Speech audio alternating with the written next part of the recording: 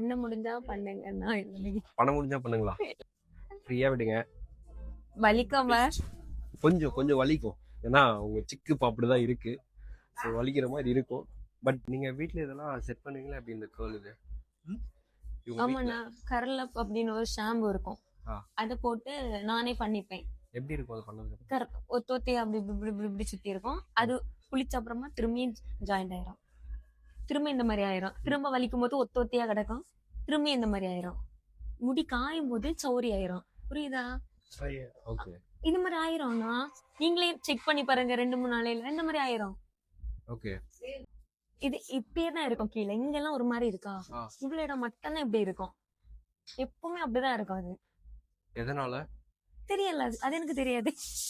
இதனாலனா இப்படித்தானே இருக்கும் முன்னாடி.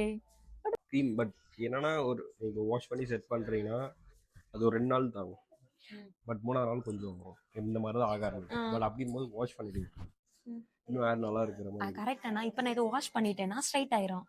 தண்ணி ஈரம் இல்லாத உடனே இந்த மாதிரி ஆயிரும். புரியுதா நான் என்ன சொல்லி? எனக்கு ஆக்சுவலா புரியுது. என்னோட இது என்னன்னா இதுல மாய்ஸ்சர் இல்ல. மாய்ஸ்சர் நீங்க எவ்வளவுதான் நீங்க தண்ணி ஊத்தினாலுமே தண்ணி இல்ல. தண்ணி வேற மாய்ஸ்சர் வேற. வாட்டர்லயும் மாய்ஸ்சர் இருக்கு. பட் க்ரீம் யூஸ் பண்ணுவோம். கேர்ள் க்ரீம்ன்றது அப்படி யூஸ் பண்ணா இங்க ஃப்ரண்ட்ல இருக்குங்க ஒரு கேர்ள் இந்த மாதிரி எல்லா தவளையும். பட் தெரியல நீங்க சொல்றது எனக்கு இது இல்லை. பட் எனக்கு நான் இங்க யூஸ் பண்றது இதுதான்.